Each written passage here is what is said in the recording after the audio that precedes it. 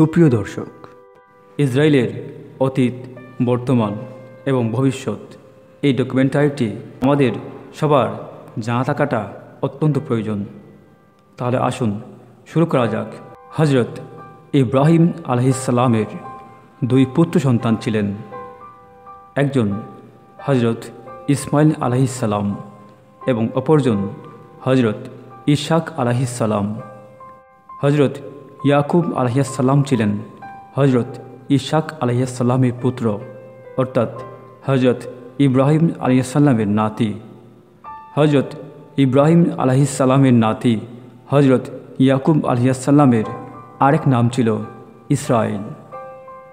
আর এই ইয়াকুব বা ইসরাইল আলাইহিসসালাম 12 সন্তানের জনক ছিলেন। তার মধ্যে দুজন সন্তান উল্লেখযোগ্য, একজন হজরত ইউসুফ আলাইহিসসালাম এবং অপরজন ইয়াহুদা। ইয়াহুদাই হজরত ইউসুফ আলাইহিসসালামকে কূপে ফেলে মেরে ফেলার প্রচেষ্টা করেছিল। আর এই ইয়াহুদারই বংশ পরবর্তীতে ব্যাপকভাবে বিস্তার লাভ করে। যারা বর্তমানে নিজেদেরকে ইহুদি হিসেবে পরিচয় দেয়, তারা কিন্তু হজরত ইয়াকুব বা ইসরাইল আলাইহিসসালামের পুত্র এই ইয়াহুদারই বংশধর। আবার হজরত ইয়াকুব বা ইসরাইল আলাইহিসসালামের বংশীয় উত্তরাধিকারীদের বনি ইসরাইল বলা হয়, যার মধ্যে এই ইহুদিও অন্তর্ভুক্ত।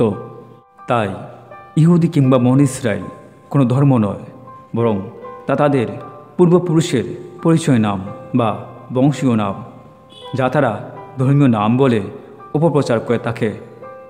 অথচ মহান প্রতিপালক আল্লাহ পৃথিবীতে সকল নবী রাসূলকে মানুষের জীবনব্যাপী একটি ধর্মই প্রতিষ্ঠিত করার জন্যে পাঠিয়েছিলেন, সেটি হলো ইসলাম বা শান্তি।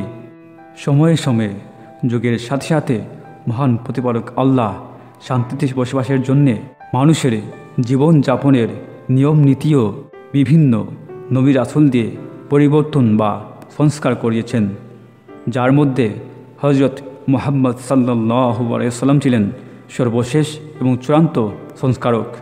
নবী রাসূলদের মূলত পাঠানোই হয়েছিল দুনিয়ার চাকচিক্যে পড়ে আল্লাহ বলে মানুষগুলোকে এক আল্লাহর কথা স্মরণ করিয়ে দেয়া এবং আল্লাহর বেঁধে দেয়া জীবন বিধানকে জীবন জুড়ে চর্চা করা। মহান প্রতিপালক আল্লাহ বনি ইসরায়েলের কাছে যুগে যুগে কালের বিবর্তনে সবচেয়ে বেশি নবী রাসূল পাঠিয়েছেন।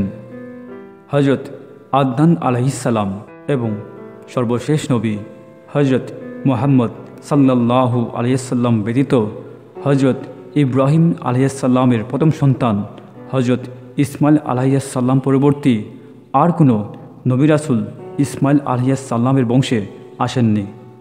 তবে হজরত ইসমাইল আলাইহিসসালামের আপন ছোট ভাই অর্থাৎ হজরত ইব্রাহিম আলাইহিসসালামের দ্বিতীয় সন্তান হজরত ইসহাক আলাইহিসসালামের বংশে প্রায় 4000 নবী রাসূল এসেছিলেন। হজরত ইসহাক আলাইহিসসালামের বংশের সর্বশেষ নবী হলেন হজরত ঈসা আলাইহিসসালাম, আর হজরত ঈসা আলাইহিসসালাম সর্বশেষ নবী হজরত মুহাম্মদ সাল্লাল্লাহু আলাইহি ওয়াসাল্লামের ঠিক আগের নবী। এখানে আরও একটি বিষয় আলোচ্য। হজরত ইসমাইল আলাইহিসসালাম এবং হজরত ইসহাক আলাইহিসসালামের পিতা হজরত ইব্রাহিম আলাইহিসসালামের আবির্ভাবের প্রায় 2000 বছর পূর্বে হজরত নূহ আলাইহিসসালামের আবির্ভাব ঘটেছিল। হজরত ইব্রাহিম আলাইহিসসালাম হজরত নূহ আলাইহিসসালামের বংশের 11তম পুরুষ। তাই হজরত ইসমাইল আলাইহিসসালাম এবং হজরত ইসহাক আলাইহিসসালামের পিতা হজরত ইব্রাহিম আলাইহিসসালামের বংশ ছাড়াও প্রায় 2000 বছর পূর্বে হজরত নূহ আলাইহিসসালামের বংশসূত্রে অন্যান্য পুরুষের বংশে আরও হাজার হাজার নবী রাসূল এসেছিলেন। তবে এ নিয়ে আমাদের আজকের এই আলোচনার বিষয় নয়। আমাদের আজকের আলোচ্য বিষয় বনি ইসরায়েল। হজরত মূসা আলাইহিসসালাম বনি ইসরায়েলদের অন্যতম নবী ছিলেন। মূসা আলাইহিসসালামকে আসমানি কিতাব তাওরাত দান করা হয়েছিল। এই কিতাবে সর্বশেষ নবী হজরত মুহাম্মদ সাল্লাল্লাহু আলাইহি ওয়াসাল্লামের আগমনের সুসংবাদ দেওয়া হয়েছিল। হজরত মুহাম্মদ সাল্লাল্লাহু আলাইহি ওয়াসাল্লাম যখন মক্কাবাসীদের ইসলামের পথে আহ্বান করছিলেন। ওনার সে আহ্বানের সত্যতা সম্পর্কে জানত বনি ইসরায়েলের ইহুদিরা, কিন্তু সে সত্য জানার পরও তারা ইসলাম গ্রহণ করেনি। উল্টো কুরাইশদের সঙ্গে মিলে ইসলামকে প্রতিহত করার প্রচেষ্টায় লিপ্ত ছিল। সত্য জেনেও সত্য থেকে মুখ ফিরিয়ে নেওয়া বনি ইসরায়েলের ইহুদি জাতিকে অভিশপ্ত বলে ঘোষণা দিয়েছেন আল্লাহ তাআলা। বনি ইসরায়েলের ইহুদি জাতি অভিশপ্ত হওয়ার আরও 10টি কারণ তুলে ধরা হয়েছে সূরা নিসার 155 থেকে 161 নম্বর আয়াতে। সংক্ষেপে কারণগুলো হলো: 1. ব্যাপক পাপাচার। 2. আল্লাহর প্রেরিত ধর্ম গ্রহণ করতে মানুষকে বাধা দেওয়া। 3. তাদের ধর্মে সুদ নিষিদ্ধ হওয়ার পরও সুদ খাওয়া। 4. অন্যের সম্পদ আত্মসাৎ করা। 5. অঙ্গীকার ভঙ্গ করা। 6. নবী আলাইহিস সালামদের হত্যা করা। প্রায় 400 জন নবী রাসূলকে তারা হত্যা করেছিল। 7. আল্লাহর প্রেরিত ধর্ম গ্রহণ না করে অজুহাত দেওয়া যে আমাদের অন্তর তালাবদ্ধ, নতুন কোনো ধর্ম গ্রহণ করা আমাদের পক্ষে সম্ভব না। 8. কুফরি করা। 9. মারিয়াম আলাইহিস সালামের প্রতি মিথ্যা অপবাদ দেওয়া। 10. হযরত ঈসা আলাইহিস সালামকে শুলে বিদ্ধ করে হত্যার মিথ্যা দাবি করা ইত্যাদি। এটা শুধু বনি ইসরায়েল জাতির অভিশপ্ততার কারণ সম্পর্কে আমরা জানলাম, কিন্তু বর্তমান ফিলিস্তিন, জেরুজালেম কিংবা আল আকসার সাথে তাদের সম্পৃক্ততা কি? হযরত ইসহাক আলাইহিস সালামের মৃত্যুর পর হযরত ইয়াকুব বা ইসরাইল আলাইহিস সালাম আল্লাহর নির্দেশে সিরিয়া থেকে ফিলিস্তিন হিজরত করেন। এরপর ফিলিস্তিনে দুর্ভিক্ষ দেখা দিলে ইয়াহুদা তার সব ভাইদের সাথে মিশরে চলে যায় এবং মিশরে বসবাস শুরু করে। মিশরের তখনকার রাজা ছিলেন হযরত ইউসুফ আলাইহিস সালাম, যিনি হযরত ইয়াকুব আলাইহিস সালামের 12 সন্তানের মধ্যে একজন। তা আমরা আগেই জেনেছি। সেই কারণে ইয়াহুদা ও তার বংশ মিশরে অনেক দাপটের সাথে বসবাস করতে শুরু করে। কিন্তু কালের পরিক্রমায় ক্ষমতা চলে যায় ফারাও রাজা ফেরাউনের হাতে। ফেরাউন এসে বনি ইসরায়েলদের এত অত্যাচার শুরু করে যে তারা দিনরাত ইয়ানাফসি করত। তখন আল্লাহ তাদের কাছে পাঠালেন মুসা আলাইহিস সালাম আর তাওরাত কিতাব। মুসা আলাইহিস সালাম ফেরাউনকে নীল নদীর বনের মধ্য দিয়ে বনি ইসরায়েল মুক্তি পায়। তারপর মুসা আলাইহিস সালাম সবাইকে নিয়ে ফিলিস্তিনে ফিরে যান। তারা সেখানে গিয়ে আল্লাহর অশেষ রহমত পাওয়া সত্ত্বেও মুসা আলাইহিস সালামের ইন্তেকালের পর তারা আবারও আল্লাহকে ভুলে যেতে শুরু করে এবং গরু পূজা সহ নানারকম অনাচার তারা করে বেড়াত। তারই সাথে হাতে তাদের মধ্যকার ক্ষমতার লোভ তাদের নিজেদের একতা ভেঙে দেয় এবং বিন্দেশিরা তাদের এই দুর্বলতার সুযোগ কাজে লাগিয়ে তাদের আবার গোলাম বানিয়ে অত্যাচার করতে থাকে। প্রায় 100 বছর পর হযরত দাউদ আলাইহিস সালাম আর ওনার ছেলে হযরত সুলাইমান আলাইহিস সালামের মাধ্যমে আল্লাহ তাআলা আবারও এই অত্যাচার থেকে তাদেরকে মুক্তি দেন। কিন্তু সুলাইমান আলাইহিস সালামের মৃত্যুর পর ইহুদিরা আবারও শয়তানের পূজা শুরু করে এবং তাদের ভিতরে থাকা ভণ্ড ধর্মীয় গুরুরা তাওরাত কিতাবের মধ্যে নিজেদের সুবিধা মতো সংযোজন বিয়োজন করার মধ্য দিয়ে ধর্ম ব্যবসা শুরু করে। তারা তাওরাতে সংযোজন করে যে আল্লাহ তাআলা ইসহাক আলাইহিস সালামকে স্বপ্নে ফিলিস্তিনকে ইহুদিদের জন্য প্রমিস ল্যান্ড হিসেবে দিয়েছেন। এটি তাদের জয় করে নিতে হবে, যেটিকে তারা জ্যাকব লেটার ড্রিম বলে আখ্যায়িত করে থাকে। মৃত্যুক সেই ধর্মীয় গুরুদের তাওরাত কিতাবে সংযোজন করা ভ্রান্ত বানোয়াট ভিত্তিহীন সেই কথা থেকেই তারা বিশ্বাস করে ফিলিস্তিন তাদের জন্য সৃষ্টিকর্তা কর্তৃক বরাদ্দকৃত ভূমি। তারা এটিও বিশ্বাস করে যে একসময় তাদের একজন মসিয়া অর্থাৎ দাজ্জাল এসে তাদের এই ভূমিকে উদ্ধার করে দিবে। এই ইহুদি জাতিকে তাদের নোংরা স্বভাব আচরণের জন্যে বারবার বিভিন্ন সমাজ থেকে বিতাড়িত হতে হয়েছে।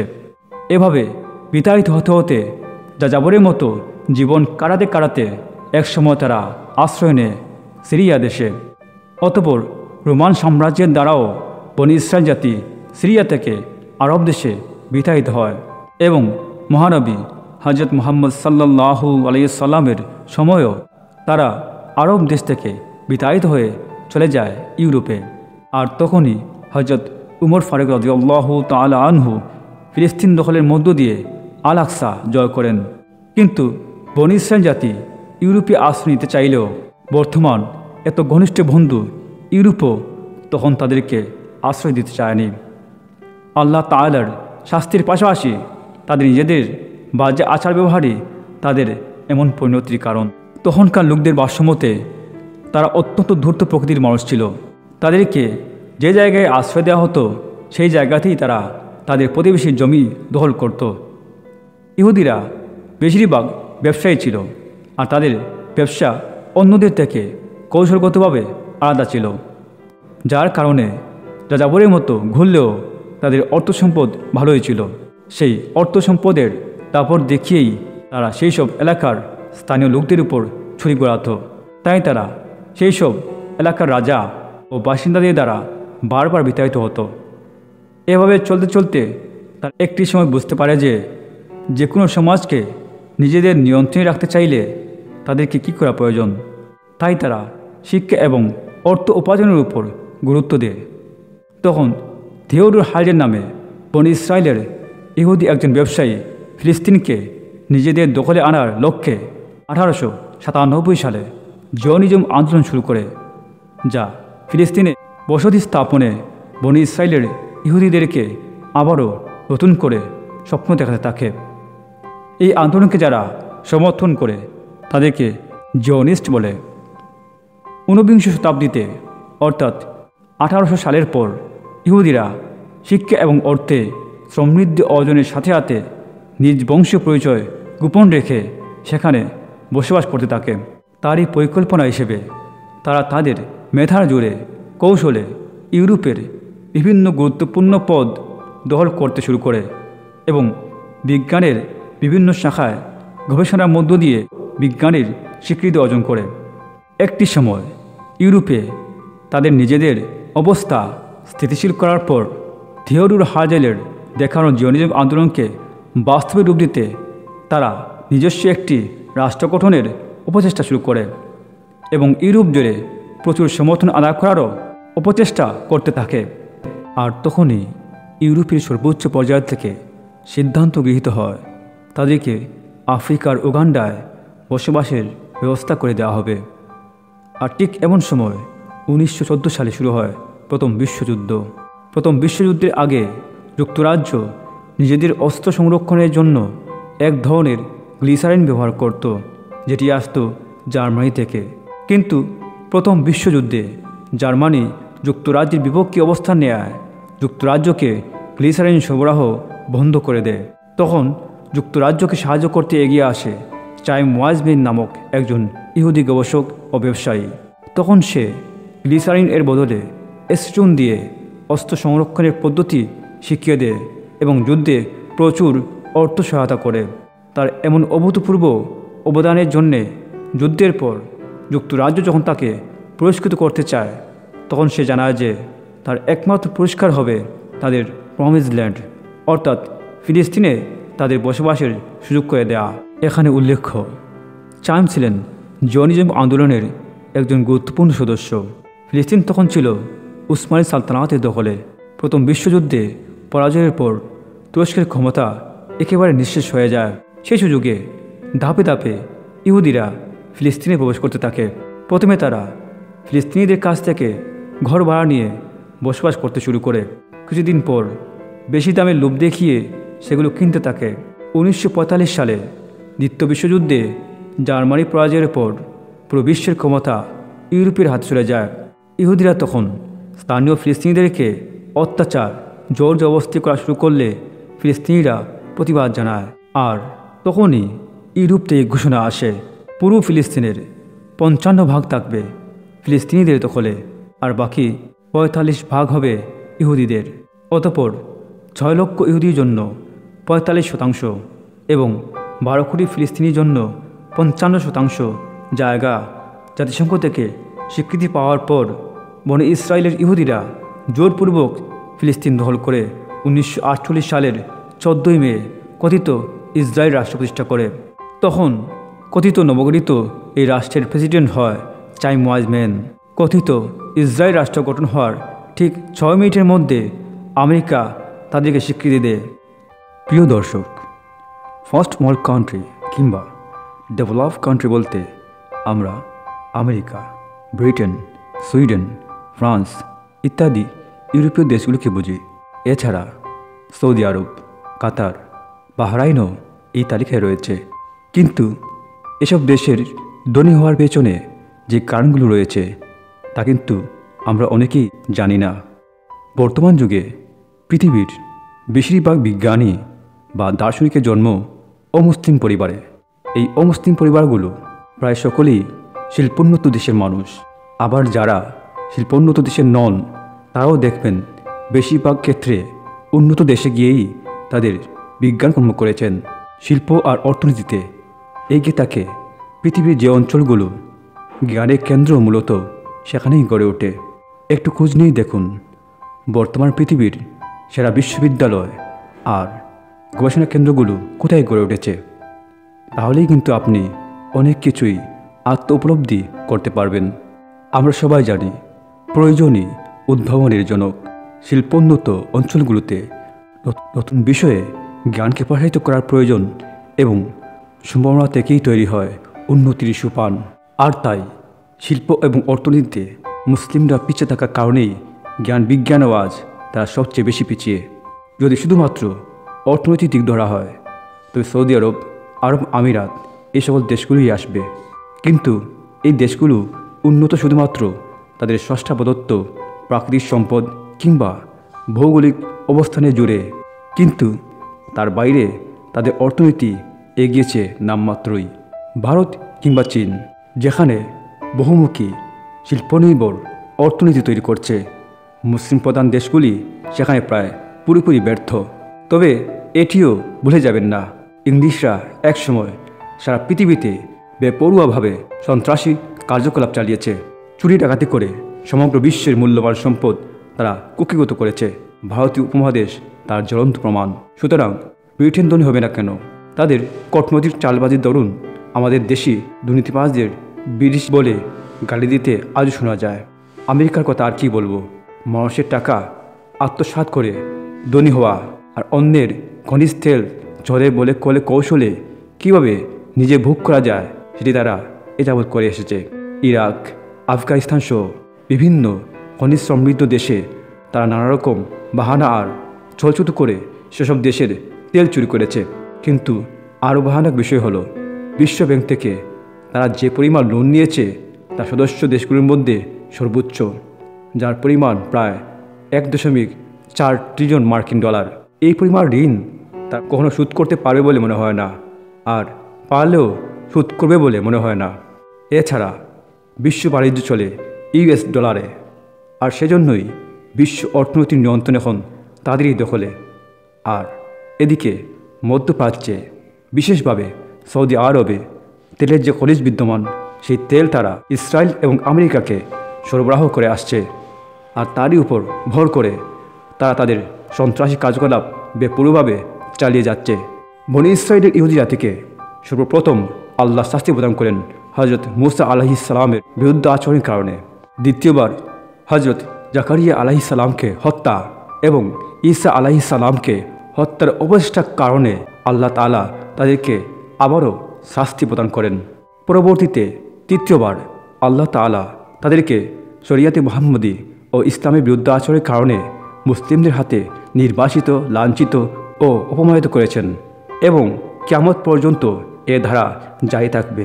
তারা যতবার নিরীহ নিরপরাধ মানুষের উপর নির্যাতন নিপীড়ন চালাবে, যতবার পৃথিবীতে বিশৃঙ্খলা সৃষ্টি করবে, আল্লাহ তাআলা ওয়াদা করেছেন ততবার তাদেরকে শাস্তি প্রদান করবেন। হজরত ইয়াকুব বা ইসরাইল আলাইহিস সালামের সাথে সিরিয়া থেকে ফিলিস্তিনে আসা ওনার পুত্র ইয়াহুদার অভিশপ্ত বংশধররা যাযাবর থেকে আজ ফিলিস্তিনকে ধ্বংসকারী দানবে পরিণত হয়েছে, যে ধ্বংসলীলা এখনও 2025 ঈসাই সাল অবধি চালিয়ে যাচ্ছে, আর তার চূড়ান্ত পরিণতি অতি নিকটবর্তী ইনশাআল্লাহ।